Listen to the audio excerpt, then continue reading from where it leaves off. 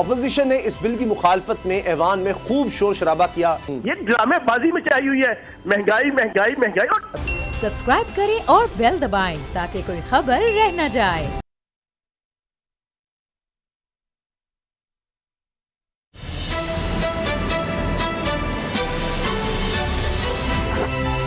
अब पता चला। बिस्मिल्लाहिर्रहमानिर्रहीम, अस्सलाम वालेकुम। मैं हूं मोहम्मद उसामा गाजी और आप देख रहे हैं अब पता चला। खबर यह है, बल्कि बुरी खबर यह है कि मालियाती ज़िमनी बिल या मिनी बजट कौमी असम्बली में पेश कर दिया गया है। अपोजिशन ने इस बिल की मुखालफत में ऐवान में खूब शोर शराबा किया, एजेंडे की कॉपियां फाड़ डाली, स्पीकर डाइस के सामने एहतजाज किया। पीपल्स पार्टी की शगुफ्ता जमानी ने PTI की गजाला सैफी को थप्पड़ भी जड़ दिया। लेकिन इस शोर शराबे और एहतजाज में हुकूमत ने 7 करारदादें मंजूर कर ली, जिनमें इलेक्शन, तीसरी तरमीम समेत टैक्स कवानीन, तीसरी तरमीम के ऑर्डिनेंस में 120 रोज तोसी की करारदाद शामिल है। स्टेट बैंक की खुद मुख्तारी से मुतालिक स्टेट बैंक एक्ट तरमीमी बिल मुतलका कमेटी के सपुर्द कर दिया गया, जिसे अपोजिशन मुल्क की खुद मुख्तारी का सौदा करार दे रही है। मुस्लिम लीग नून के ख्वाजा आसिफ ने स्पीकर असद कैसर को मुखातिब करके कहा कि आप अपोजिशन और पाकिस्तान के अवाम की जुबान बंदी करके पाकिस्तान की मुआशी खुद मुख्तारी बेच रहे हैं। ये दिन इस पार्लियामेंट और आपकी कुर्सी के लिए हमारी तारीख में इस दिन की हैसियत से जाएगा जिस पर कौम शर्मसार होगी। पीपल्स पार्टी समेत अपोजिशन जमातें आज होने वाली कार्रवाई को खिलाफ ज़ाब्ता करार देती हैं। अपोजिशन का इल्जाम है कि मिनी बजट से महंगाई का तूफान आएगा। ये बजट IMF की हिदायत पर लाया गया है। इसके मुताबिक जिन अशिया पर टैक्स छूट थी, अब इन पर 17% सेल्स टैक्स आयद किया जाएगा। 17% सेल्स टैक्स लगाने से टैक्स वसूली 352 अरब रुपए से कहीं ज्यादा होगी। मोबाइल फोन कॉल्स, 1000 सीसी बड़ी गाड़ी, इससे बड़ी गाड़ियां, दरामदी फूड आइटम्स और दीगर चीजों पर टैक्स के निफाज से ये चीजें महंगी हो जाएंगी। अपोजिशन और हुकूमती इत्तेहादियों के साथ साथ PTI अरकान को भी इस मिनी बजट पर तहफ़्फ़ुज़ात हैं, जिसका इज़हार PTI अरकान ने पार्लिमानी पार्टी इजलास में वज़ीर आज़म के रूबरू सख्त सवालात से किया। इन सवालात के वज़ीर ख़जाना शौकत तरीन जवाब देते रहे। वज़ीर-ए-आज़म इमरान खान ने भी यकीन दहानी कराई कि हुकूमत मुल्की सालमियत के खिलाफ कोई काम नहीं करेगी। सवाल यह है कि इस मिनी बजट को लेकर अपोजिशन जिन तहफ़्फ़ुज़ात का इजहार कर रही है, क्या वो दुरुस्त हैं? आवाम की जिंदगियों पर इसके असरात क्या होंगे? इसी को जानने की आज हम कोशिश करेंगे। बाबर डोगर साहब मेरे साथ हैं और माहिर माशियात साहब भी हमें मीर मोहम्मद अली साहब भी हमारे साथ हैं। मीर मोहम्मद अली साहब, ये फरमाइएगा कि 2 पॉइंट ऑफ व्यूज़ हैं। एक तरफ ये कहा जा रहा है कि जी 352 अरब रुपये हमने इकट्ठे करने थे, IMF की शर्त थी, ठीक है मान लिया, लेकिन जहां हमने तकरीबन 6000 अरब रुपया पहले ही कहा हुआ था, तो इतना बड़ा जब आपका है पहले ही बकेट टैक्स की, तो उसमें 300 अरब रुपये से क्या फ़र्क पड़ जाएगा। लेकिन दूसरी तरफ आर्गूमेंट ये है कि 17% जिन चीज़ों पर सेल्स टैक्स नहीं था, तो कोई तो वजह थी कि आपने उन पर टैक्स नहीं लगाया हुआ था, सोच समझ के नहीं लगाया हुआ था। अब जब 17% आप कह रहे हैं, तो ये कैसे मुमकिन है कि आप कहेंगे कि महंगाई नहीं आएगी? देखिए, मैं आपसे एक बात बताऊं, मैं I am not a big fan of IMF, ये तो शुरू ही से मैं बता दूं, मगर हमने हर चीज में टैक्स की छूट दी हुई है इस मुल्क में। हम टैक्स, इनकम टैक्स कलेक्ट नहीं कर सकते। हमने टेक्सटाइल इंडस्ट्रीज को बिलियंस की सब्सिडीज दी हुई है। मतलब हमारे यहाँ का कॉर्पोरेट निजाम कैसे चल सकता है सब्सिडीज के साथ? हमारे यहाँ यही प्रॉब्लम है। जो हुकूमत आती है किसी एक माशी करने को गरीबों से पैसे लेके अमीरों को दे देती है। कोई ऐसी एक्सपोर्ट इंडस्ट्री नहीं है जिसमें सब्सिडीज ना दी जा रही हो। वो सब्सिडी का पैसा कहाँ से आता है? अगर हम सब्सिडीज खत्म कर दें तो फिर हमें ये टैक्सेस की जरूरत नहीं है। हमारे पास 183 पब्लिक सेक्टर एंटरप्राइजेस है जो 1100 अरब रुपए लूज कर रही है, मगर हम उनको बेचते नहीं है। अगर हम 1100 अरब रुपए बचाएंगे तो 360 अरब रुपए क्या चीज है साल के? ये तो इस तरीके से अगर आप देखें तो ये बिल्कुल है ये, और ये सालों से चली आ रही है। हम प्राइवेटाइजेशन की तरफ जाते नहीं है। अपनी अना का मसला हमने बनाया हुआ है और वही पैसे हम फेंके जा रहे हैं। इसलिए ये हमारे नेशनल एसेट से हमें नहीं बेचना। नेशनल जब होता है जब वो आपको पैसे बना रहा हो, ये नेशनल लायबिलिटीज बन चुकी है। अब IMF तो आपके सर पे खड़ा होगा क्योंकि वो तो बन गया है। उसके पास तो वो तो हमारे पास नहीं आया था ना इस्लाम, हम उनके पास गए हैं। मीर साहब, हम उनके पास आपकी बात सही है, जिस तरह स्टील मिल हो गया, इस तरह हमारे पास वापडा है, बड़ी लंबी फहरिस्त है, रेलवे है, ये सारे बड़े अरबों रुपया खाते हैं, लेकिन यही मसला कैसे प्राइवेटाइज करें। जी बाबर साहब। मीर साहब, आपने बिल्कुल सही कहा कि 1100 अरब की हम सब्सिडीज दे रहे हैं और उसके साथ साथ जो भी टैक्स लगता है वो गरीबों पे टैक्स लगा देते हैं और वही पैसा अमीरों को सब्सिडीज की शक्ल में दे रहे हैं। अब मसला ये है कि जहाँ खान साहब के इर्द गिर्द जो सारे लोग बैठे हुए हैं वो कौन है?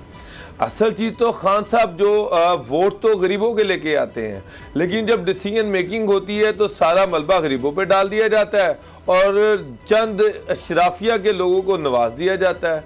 तो क्या खान साहब को कोई बताने वाला नहीं है कि खान साहब ये जो आपके इर्द गिर्द हैं जो खरबों रुपया खा गए हैं, इन पे इनको पकड़ें बजाय कि गरीब पे टैक्स का बर्डन बढ़ाते जाए? भाई 74 साल से यही हो रहा है। कौन सा प्राइम मिनिस्टर अमीरों के वोट से आया है इस मुल्क के अंदर? किसी भी दुनिया के किसी भी मुल्क का प्राइम मिनिस्टर जो होता है, थर्ड मुल्क का, वो गरीबों के वोट से आता है। तो यहाँ तो 74 साल से यही हो रहा है कि गरीबों के वोट से आते हैं और फिर जाहिर है एक अशराफिया का सर्कल होता है जो थ्रेट करना शुरू कर देता है, आपको प्रोडक्शन बंद कर देंगे, आपकी एक्सपोर्ट।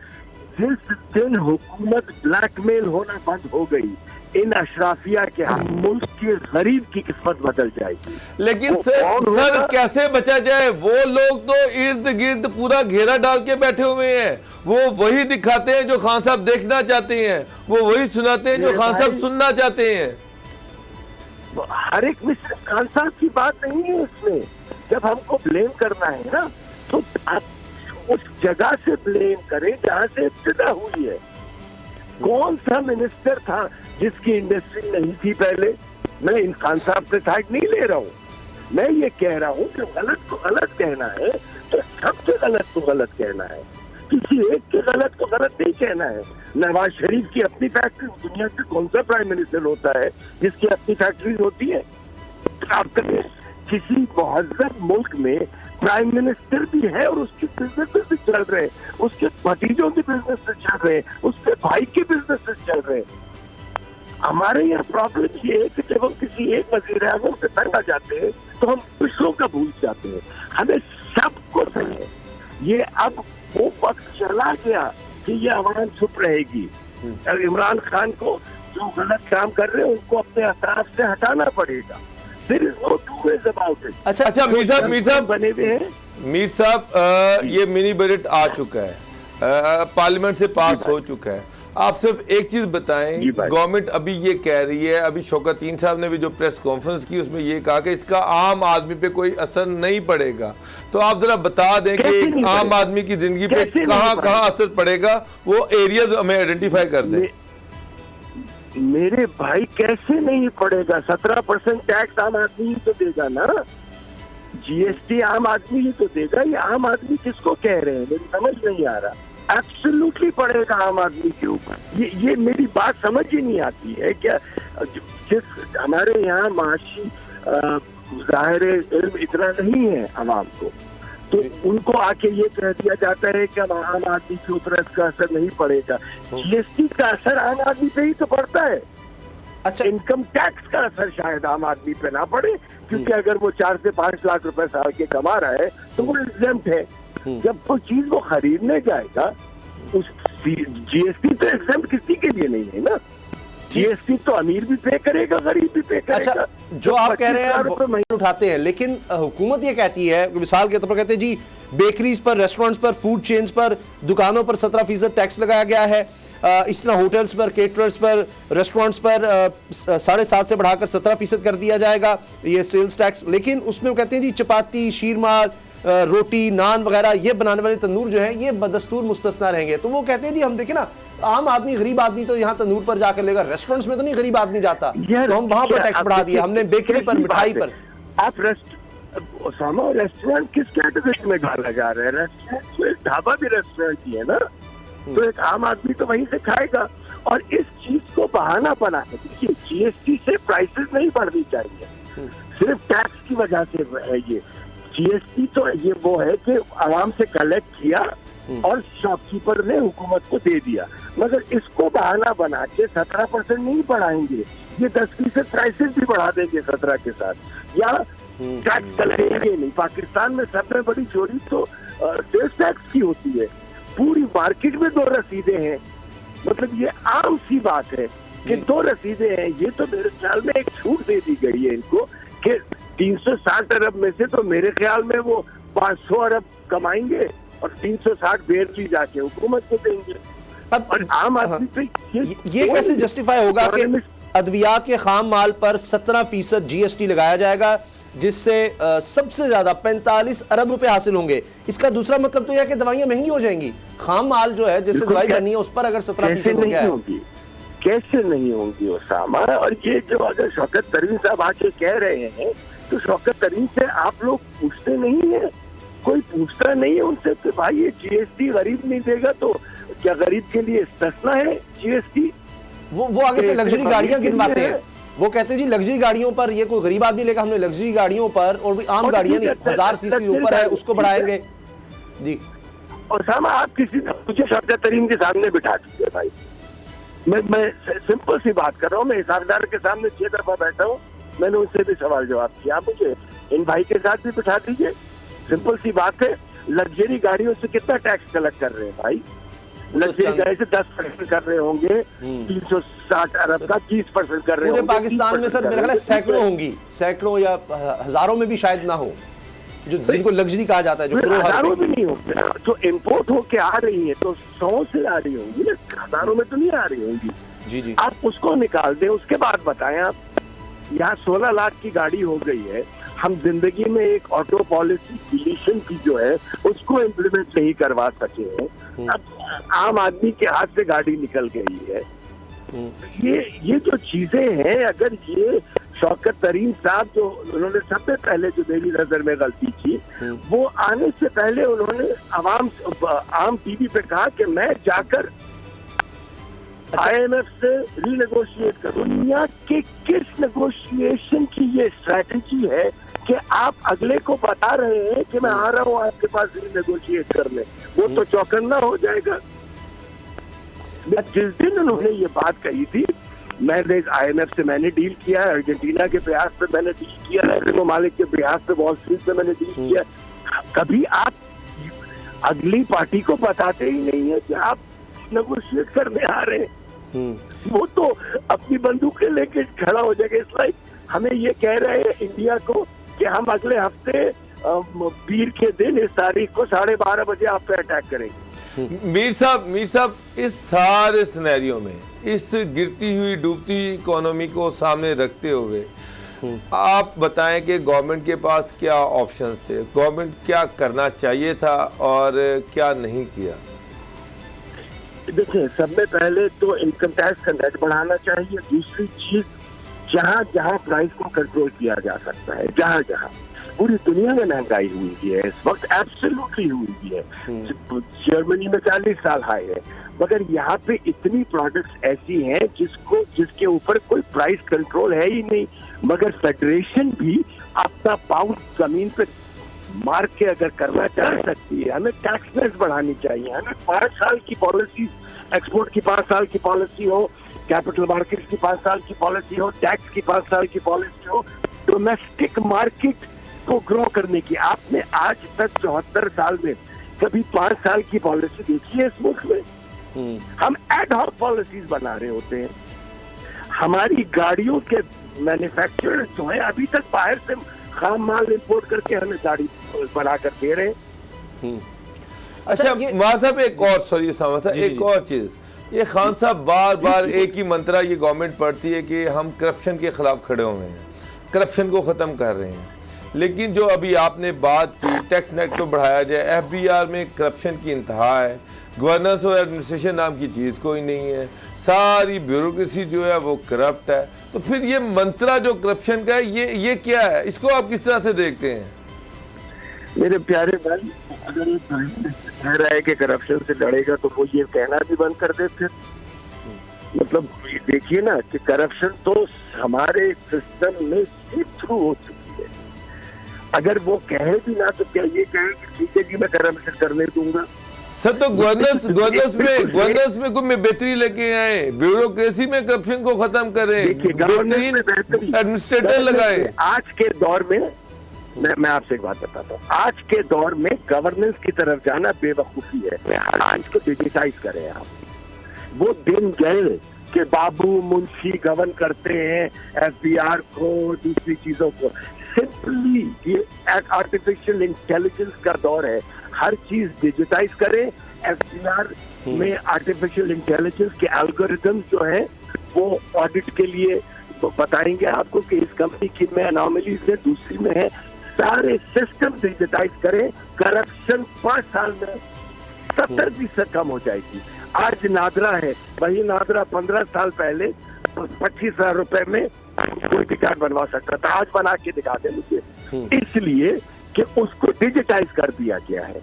जब तक ह्यूमन इंटरफेस को हम खत्म नहीं करें, ये करप्शन खत्म नहीं हो सकती। हम इन इंसानों को जिनके मुंह पे खून लगा है, हम इसको नहीं सुधार सकते, हमें समझना है।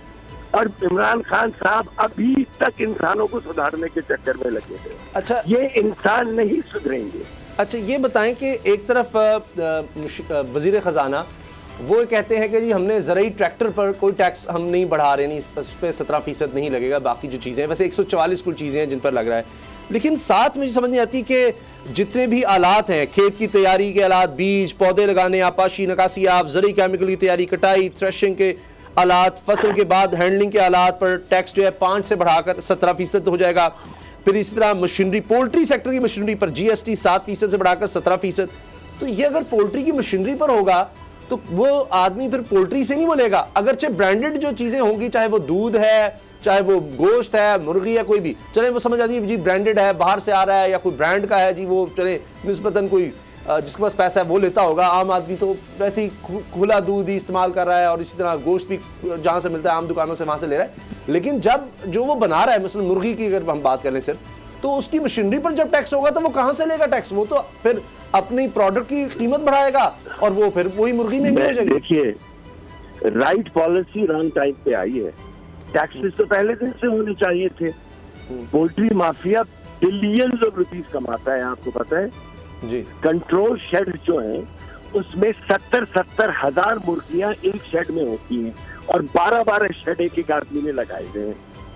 ये इस वक्त सही जगह टैक्स गलत टाइम पे लगा है, क्योंकि वो अपने लिए नहीं कि वो आगे बढ़ा देंगे, गरीब के सामने मुर्गियों की प्राइस बढ़ा देंगे, हर चीज की प्राइस बढ़ा देंगे। हुआ ये है कि इन सबको ऐसी ऐसी छूट हुकूमतों ने पिछले 50 साल से दी हुई है, जैसे ये हम पे रहम करते हो हमें कोई चीज बेचकर। लिटरली इनका एटीट्यूड ये होता है। किसी का भी देखिए, सीमेंट वाला कहता है कि जो मैंने आपको इससे सस्ती सीमेंट नहीं है, गाड़ी वाला कहता है कि मैं क्या करूं, हमें पार्ट्स बाहर से मंगाने पड़ते हैं, मुर्गी वाला कहता है कि मेरी फीड मार। हम जब तक इस मुल्क में वो ये कहते हैं कि जी हमने 10 अरब का प्लांट लगाया है, अब सालाना हमें 1 अरब तो कमाना है। मैं मिसाल दे रहा हूँ, वो कहते हैं जी हम सालाना अब 1-1.5 अरब भी ना कमाएं तो अगर, यानी ये नहीं वो करेंगे कि सीमेंट की बोरी की कीमत 5 रुपए कम कर देंगे चलो प्रॉफिट, वो कहेंगे हमने इतने अरबों रुपए लगाया। जी जी उसामा, दुनिया में किसी जगह इन्वेस्टमेंट पे रिटर्न गारंटी नहीं होता है मेरे भाई। ये सिर्फ रेट है पाकिस्तान की कॉर्पोरेशन का कि अगर हम 10 अरब लगाएं तो कम से कम 1.5 अरब रुपए कमाएं। दुनिया में हर जगह कोई 10 अरब लगाता है तो उसको ये नहीं पता होता कि पहले साल 20 करोड़ भी कमाएगा। ये सिर्फ हमारी यहाँ की मेंटालिटी है। हाँ जी, ये टेक्सटाइल वाले भी यही करते हैं जी, हम एक्सपोर्ट कर रहे हैं, रिफंड भी हमें दें, दीगर भी। हमने शुगर माफिया का भी ये देखा। लेकिन अब तो माचिस पर भी 17% के हिसाब से टैक्स लग गया है। पहले गैस ही नहीं आती, अब वो कह रहे हैं कि चलो जब गैस ही नहीं आती तो माचिस आपने क्या करनी है, उन्होंने उस पर भी जनाब टैक्स बढ़ा दिया है। और जो गैस के लिए आलात हैं उस पर भी 17% टैक्स हो गया। सोलर जो हम देखते हैं पैनल्स वगैरह लगते हैं या इसकी इंपोर्ट पर भी, इस पर भी 17% हो गया।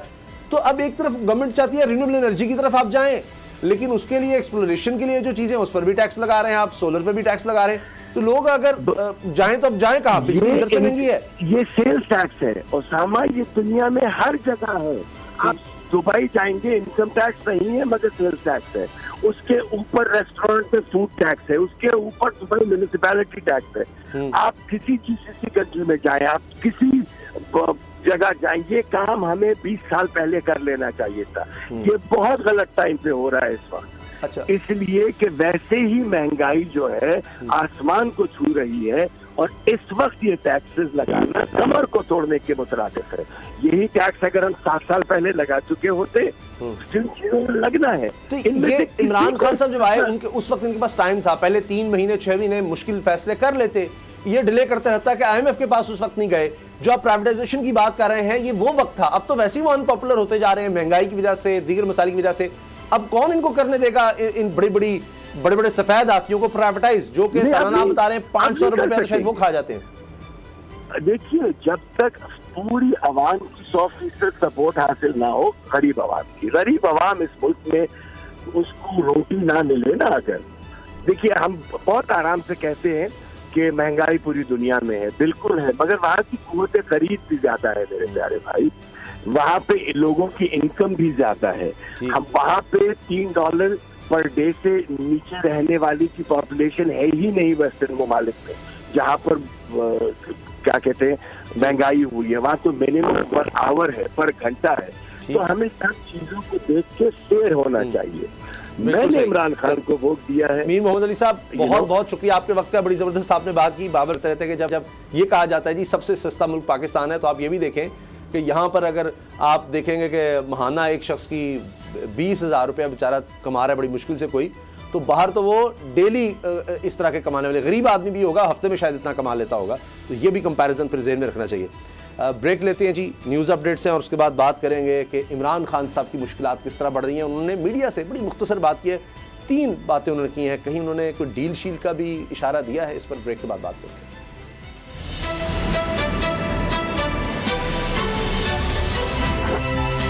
अब पता चला।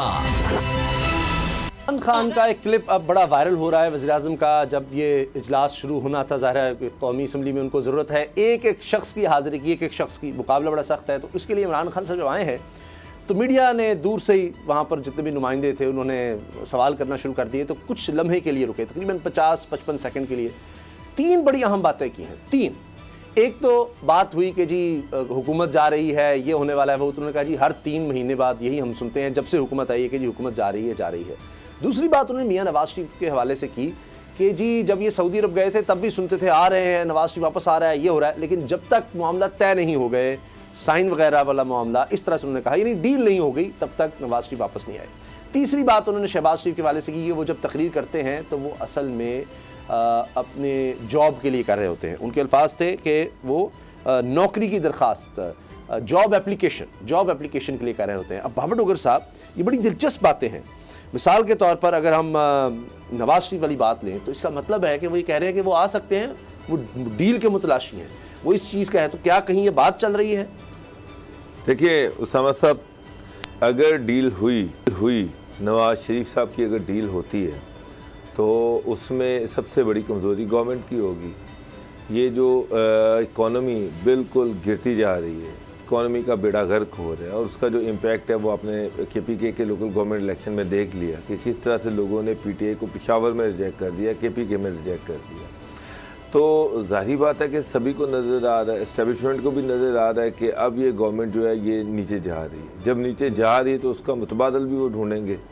मुतबादल में यहाँ PTI है, यहाँ पे पार्टी है, यहाँ PMLN है। और अगर वो देखेंगे कि PMLN के बगैर गुजारा नहीं है और ये गवर्नमेंट परफॉर्मेंस देने के काबिल नहीं है, तो किसी न किसी तरीके से वो डील करेंगे। और लेकिन नवाज शरीफ तब तक वापस नहीं आएंगे जब तक कोई डील नहीं हो जाती, या इसमें कोई दूसरी राय नहीं है। ये जो कह रहे हैं कि नवाज शरीफ आज आ रहे हैं, कल आ रहे हैं, परसों आ रहे हैं, सवाल ही नहीं पैदा होता। अगर उन्होंने जेल जाने के लिए वापस आना है तो वो फिर गए क्यों थे? वो 2 दिन जेल में गुजार नहीं सकते, इसमें कोई दूसरी राय नहीं है। वो क्यों वापस आएंगे? हाँ, कोशिश ये की जा रही है, मुलाकातें भी हो रही हैं, बातें भी सामने आ रही हैं, जो डील की बात की जा रही है। अब वो जो चीज़ें हैं उसमें माइनस नवाज शरीफ, असल में नवाज शरीफ जो एफर्ट कर रहे हैं, जो कोशिश कर रहे हैं, वो मरियम के लिए है। एक चले नवाज शरीफ का जो वो तो ताउमर नाअहल हैं। मरियम जब तक कोर्ट या में उसका डिसीजन नहीं होता वो ताउमर नाअहल हैं। हाँ, मरियम जो है उन पे जो केसेस हैं वो ये कहा जा रहा है कि खासे कमज़ोर हैं, और अगर वो प्रॉपर्ली कंटेस्ट हो गए और मरियम बाहर आ गई तो वो फिर मैदान में है। असल इशू ये है कि उनकी ये ख्वाहिश है कि मरियम जो है वो किस तरह से क्वालिफाई कर जाएं और डील जो भी होगी नवाज शरीफ की नहीं होगी। डील जो करने की कोशिश की जा रही है वो मरियम के लिए की जा रही है। अच्छा, दूसरी तरफ शहबाज शरीफ जो है जॉब एप्लीकेशन, इसका मतलब है कि वो उम्मीदवार हैं वज़ीर आज़म बनने की और मुसलसल वो कोशिशें कर रहे हैं। इसका तो मतलब साफ ही है, जॉब एप्लीकेशन देने का मतलब यह है कि कहीं वो ताकतवर हलकों में पैगाम देना चाह रहे हैं कि इधर भी देखें, मेरी तरफ ध्यान दें, मुझे अपॉर्चुनिटी दें। सामा साहब जो नून लीग या सादिक जो नवाज शरीफ के पास गए, नून लीग के जो बड़े हैं जो ये समझते हैं कि जी मरियम और नवाज शरीफ पे क्रॉस लगा हुआ है, तो अगर कोई भी ऐसी डील की एफर्ट वो बेसूद है कि मरियम और नवाज शरीफ जो है वो फिलहाल वो इस गेम का हिस्सा नहीं बन सकते। और अगर कोई गेम का हिस्सा बन सकता है वो शहबाज शरीफ हैं। शहबाज शरीफ शुरू दिन से एस्टेब्लिशमेंट के साथ उनके ताल्लुकात अच्छे हैं और वो अच्छा रखते भी हैं। उनको पता है कि एस्टेब्लिशमेंट के साथ किस तरह से चलना है, तो ऑफ कोर्स इसमें कोई दूसरी राय नहीं है। लेकिन कि वो जो इमरान खान साहब कह रहे हैं कि ना वो जो अपने सीवी अपने साथ लेके बैठे हुए हैं और तकरीब में नौकरी की बात करते हैं, तो ये तो सारे पाकिस्तान को पता है। इसमें कौन सी ऐसी चंबे की बात है, ऐसी कौन सी नई बात है? मसला ये कि उनको घर से एनओसी नहीं मिल रहा, उनको अपने घर से एनओसी नहीं मिल रहा। शाहिद खान अब्बासी सबसे सीनियर रहनुमा साबिक वज़ीर आज़म हैं, वो स्ट्रॉन्ग सबसे ज़्यादा शहबाज शरीफ के अलावा, नहीं मरियम और नवाज शरीफ को तो चले आप एक तरफ रखें ना, तो शाहिद खान अब्बासी ही है ना कि पहले भी वही इन्हीं दोनों का था, तो शाहिद खान अब्बासी को बनाया। वो कह रहे हैं कि शहबाज शरीफ होंगे हमारे उम्मीदवार वज़ीर आज़म के लिए। बाकी राना सनाउल्लाह साहब बात कर रहे हैं जी जिसको नवाज शरीफ कहेंगे, हम कुछ कह रहे हैं कि नहीं नवाज शरीफ ही हैं, या मरियम की बात की जाती है। मरियम से पूछा जाए वो शहबाज शरीफ का नाम नहीं लेती, वो कहती है जी मुझे एक बात बताएं, मुझे एक बात बताएं, शहबाज शरीफ को अगर कैंडिडेट बनाना है तो किसने बनाना है? नवाज शाहिद खान अब्बासी ने बनाना है, वो बनाना है नवाज शरीफ ने। असल में इशू ये था कि शाहिद खान अब्बासी और शहबाज शरीफ के दरमियान खासी तलखियाँ पैदा हो गई। उन्होंने ये बात करके वो जो तलखियाँ चल रही थी उनको थोड़ा सा उनको ख़त्म किया है। असल चीज़ शाहिद खान अब्बासी को भी पता है कि शाहिद खान अब्बासी 100 दफ़ा कहते हैं कि शहबाज शरीफ लीडर होंगे या प्राइम मिनिस्टर के कैंडिडेट होंगे। जब तक नवाज शरीफ और मरियम उनको प्राइम मिनिस्टर का कैंडिडेट डिक्लेयर नहीं करेंगी वो प्राइम मिनिस्टर के कैंडिडेट नहीं है। और नवाज शरीफ और मरियम ने अभी तक इस वक्त तक शहबाज शरीफ को प्राइम मिनिस्टर का कैंडिडेट डिक्लेयर नहीं किया। तो इसका मतलब ये है कि वो नहीं है, चाहे वो जितनी मर्जी एफर्ट कर लें, चाहे वो एस्टेब्लिशमेंट के कितने मर्जी करीब हो जाएं, जब तक नवाज शरीफ की तरफ से उनको एनओसी नहीं मिलेगा वो प्राइम मिनिस्टर के कैंडिडेट नहीं बन सकते। अच्छा, आपने कल ही बात की थी, ज़ाहिर है माहौल तो बना हुआ था और यानी जो मामला लग रहा था कि इनको काफ़ी पहले लाना था मिनी बजट का, वो नहीं लाए, लेकिन आपने कल कह दिया था कि ये हो जाएगा। और वो रात की खबरें आने लग गई थी कि जी पहले काफ लीग मान गई है, फिर उसके बाद इमरान खान साहब ने मीटिंग की इत्तेहादियों से, वो भी मान गए और ये फिर इसको ले आए हैं, टेबल कर दिए जी असेंबली में। तो ये आपकी बात तो बिल्कुल सही साबित हुई। लेकिन ये बताएं कि शाहिद खान अब्बासी की जो आप बात कर रहे हैं बड़ी दिलचस्प है कि वो तलखियाँ पैदा हो गई थी। ये क्यों पैदा हुई थी, कब पैदा हुई थी? तब जब शाहिद खान अब्बासी ने ऑन एयर टेलीविजन पर आकर शहबाज शरीफ साहब की स्टेटमेंट्स को चैलेंज करना शुरू किया था कि ये बात उनको नहीं करनी चाहिए थी, ऐसे नहीं करनी चाहिए थी, ये नहीं कहना चाहिए था, ये गलत है। तो वहाँ से ये मामला खराब हुआ। शहबाज शरीफ जब उन्होंने एक इंटरव्यू दिया, उस इंटरव्यू में उन्होंने कहा कि हमने बहुत सारी गलतियाँ की, ये गलतियाँ हमें अगर ना करते तो आज हमारी सिचुएशन डिफरेंट होती। तो उन्होंने वो सारे इशारे दिए जहाँ जहाँ पर PMLN ने एस्टेब्लिशमेंट के साथ क्लैश किया और उनका ख्याल था अगर ये क्लैश ना होता, अगर इस तरह की सूरत हाल पैदा ना होती तो आज भी PMLN की गवर्नमेंट तो होती। उसके साथ उन्होंने ये भी कहा कि मैं अपने भाई को के पाँव पकड़ के उसको मना लूँगा कि जनाब वो गो हेड दे। अब शाहिद खान अब्बासी जो थे प्राइम मिनिस्टर थे उससे पहले, और जो गलतियां वो कह रहे थे वो सारी गलतियां उनके दौर में दोहराई गई। उस पर शाहिद खान अब्बासी ने उनको कहा कि जनाब वो जो फैसले थे वो ठीक थे, वो गलत नहीं थे, वो गलतियां नहीं थीं। वो यहाँ पर शाहिद खान अब्बासी और शहबाज शरीफ के दरमियान थोड़े से तलखियाँ पैदा हुई और उसके बाद ये भी एक इम्प्रेशन आना शुरू हो गया कि शायद मरियम के अगले कैंडिडेट शाहिद खान अब्बासी होंगे। तो उन्होंने एक चीज़ क्लियर कर दी अपनी तरफ से, वो जो गलत फहमियाँ थी उनको दूर किया पार्टी के अंदर।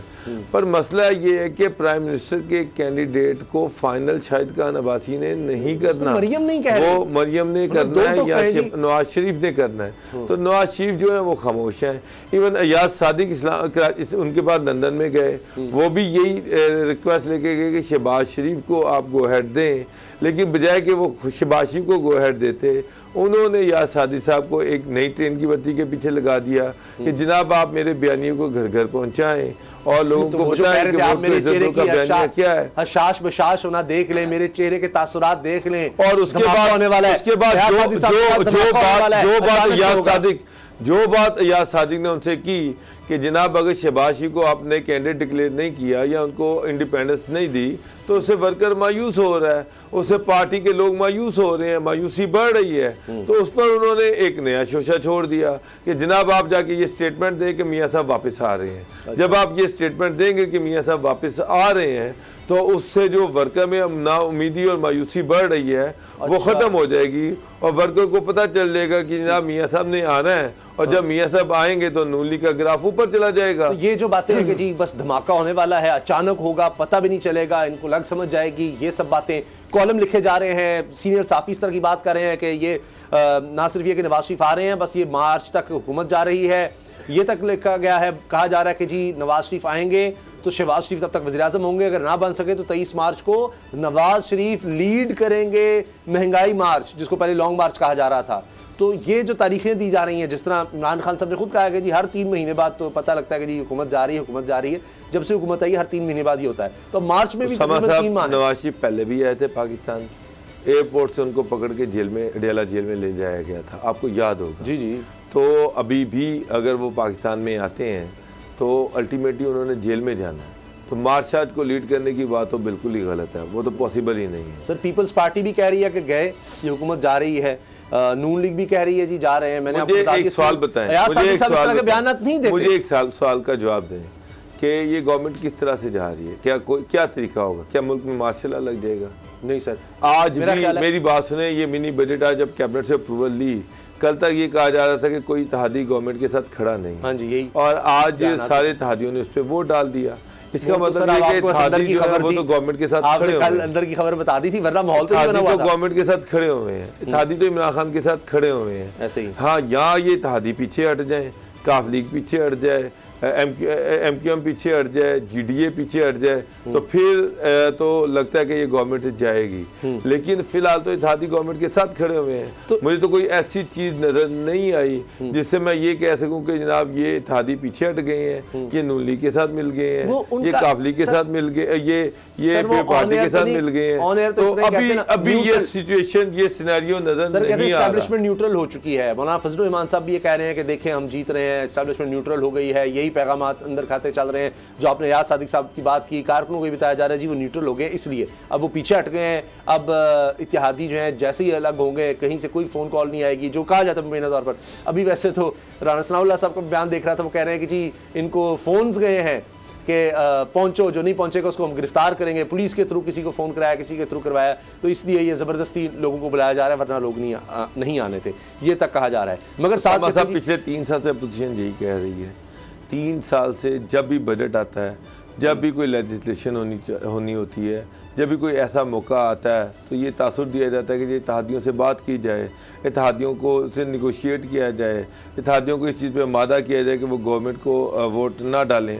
हालात ये है कि बिलावल और शहबाज शरीफ खुद आज इस अहम इजलास में नहीं थे, और वो जब खुद नहीं थे तो इसका मतलब बड़ा क्लियर है कि इत्तेहादी गवर्नमेंट के साथ खड़े हुए हैं, गवर्नमेंट इंटैक्ट है। बाबर साहब के इन्होंने बहुत जल्दी कर दी, और जी अब शुरू में ही 6 महीने साल बाद की जी बस गिराना है इस हुकूमत को, धरना, लॉन्ग मार्च, ये सारा कुछ होने लगा, PDM, और जा रहे हैं। तो वो जब मौका आया, महंगाई इतनी ज़्यादा बढ़ गई, तो अब इनके पास मौका नहीं रहा, लोग वो मोमेंटम खो चुके हैं, लोग तंग आ चुके हैं इनकी बातें सुन के अपोजिशन की, वरना शायद इनके साथ होते आज अगर ये वाकई निकलते, अब इनका एतबार ही नहीं रहा। उसामा साहब, इस इमरान खान इसलिए लकी हैं, अपोजिशन उनको मिल नहीं सकती थी। महंगाई के बावजूद, इतने बुरे हालात के बावजूद ये अपोजिशन कोई मोमेंटम बना ही नहीं सकी। इन पे करप्शन के चार्जेस हैं, शहबाज शरीफ पे करप्शन के चार्जेस हैं, फिर पार्टी पे करप्शन के चार्जेस हैं। वहाँ पर ये अपनी करप्शन को जो चार्जेस हैं उनको ये उनके खिलाफ कोई इनके पास बयानी ही नहीं है, कोई जवाब ही नहीं है। जो महंगाई है ये अभी तक लोगों को बाहर निकालने में नाकाम रहे हैं। सर ब्रेक लेनी है, ब्रेक के बाद बात करेंगे कि अब अगला टेस्ट है बलदियाती इलेक्शन पंजाब के, खैबर पख्तूनख्वा में भी होने हैं। उसके लिए बुज़दार साहब बड़े एक्टिव हो गए हैं और उन्होंने यकीन दिला दिया इमरान खान साहब को, जी देखें मैं संभाल लूंगा सारा, आप देखें करता क्या हूं। तो क्या वाकई उनके पास कोई ऐसे हथियार हैं कि वो इतनी कारकर्दगी दिखा देंगे? ब्रेक के बाद बात करते हैं।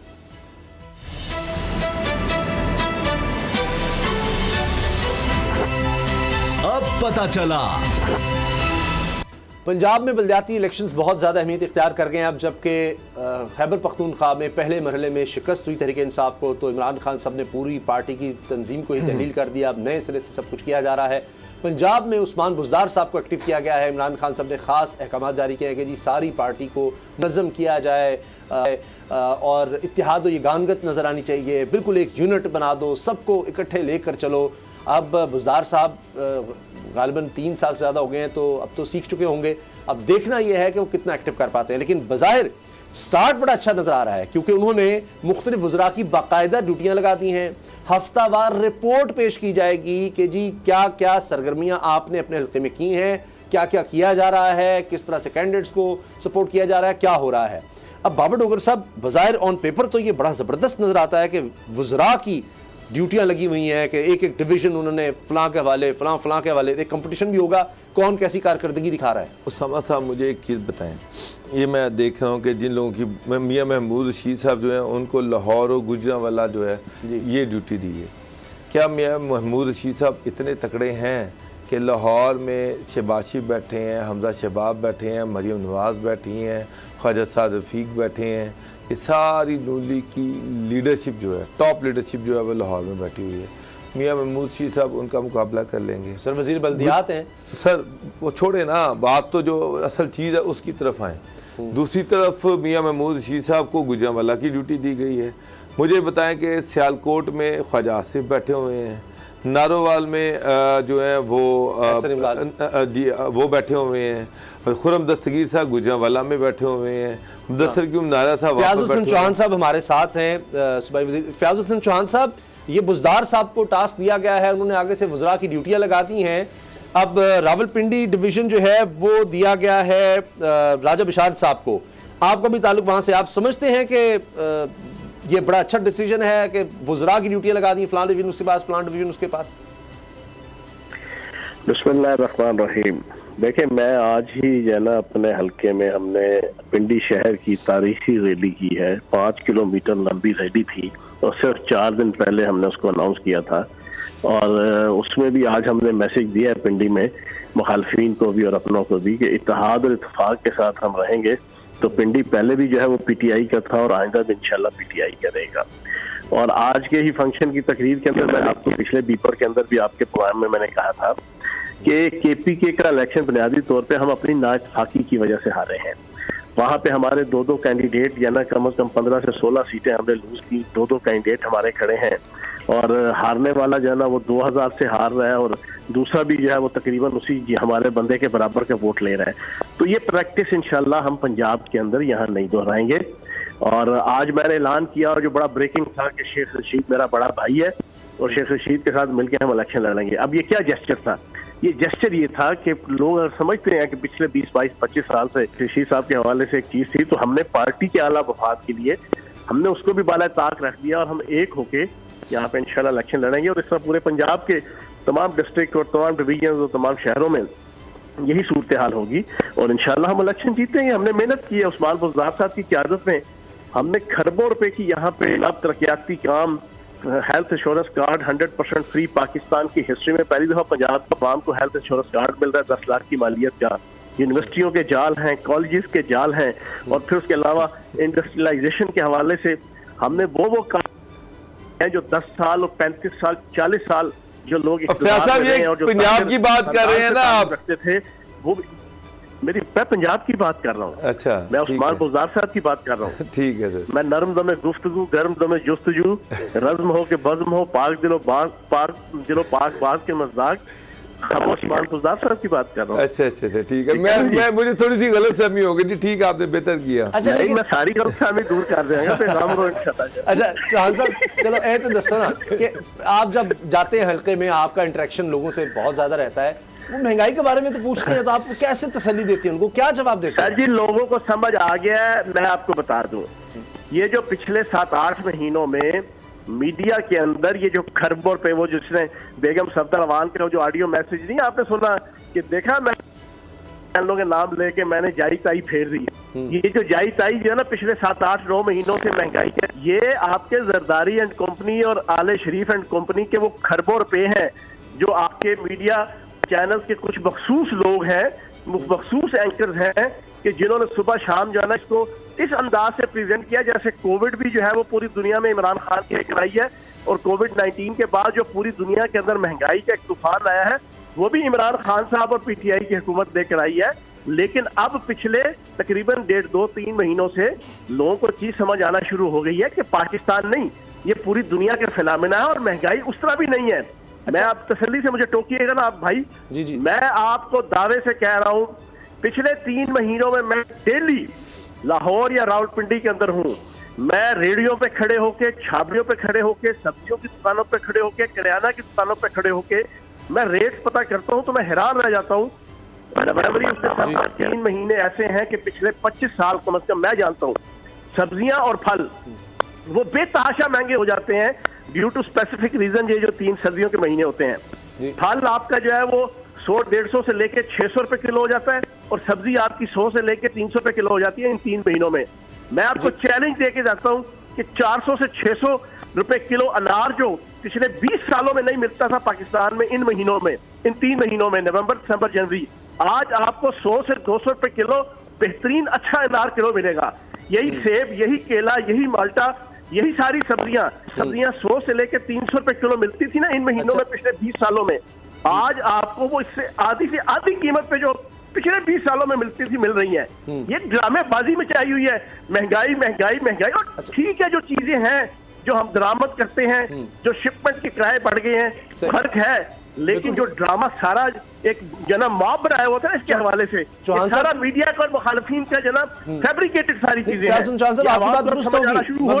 मगर पीटीआई के लोगों ने ही कहा, वुज़रा ने कहा केपी में हार की वजह महंगाई, और दूसरा आपने जिस तरह बताया कि डेवलपमेंट के प्रोग्राम बिल्कुल होंगे, मगर मेट्रो बस भी नहीं बचा सकी मेयर की सीट पेशावर में, जो कि इतना बड़ा प्रोजेक्ट था।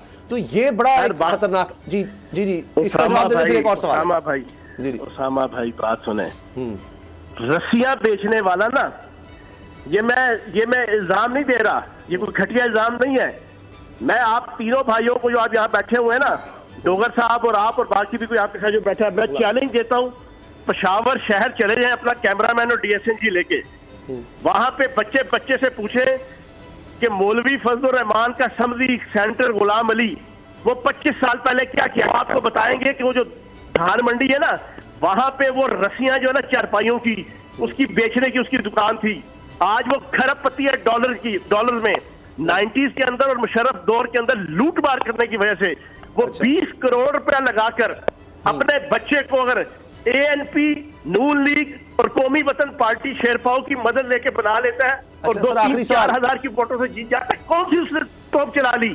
अच्छा आखिरी सवाल ये बताइए मिसाइल चला ली है सर, ये कहा जा रहा है अखबारात में छपा है कि जो तंजीमें तहलील की गई थी तो कारकुन इस पे बड़े परेशान हो गए, जी हमारा क्या कसूर था, खैबर पख्तूनख्वा में अगर बुरी कारकर्दगी हुई थी, इमरान खान साहब ने सारी पार्टी को बिल्कुल ही नए सिरे से बनाना शुरू कर दिया, तो जो जहां इलाकों में थे हमारा क्या कसूर था, हमने क्या किया?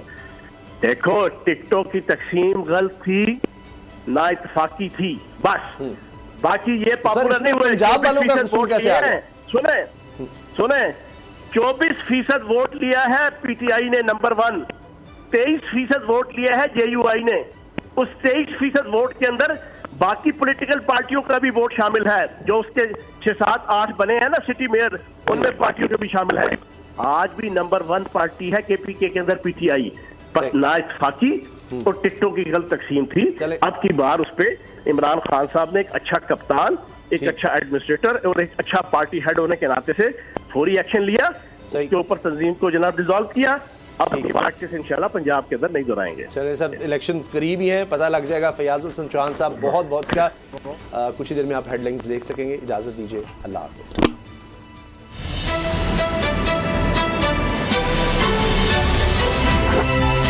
अब पता चला।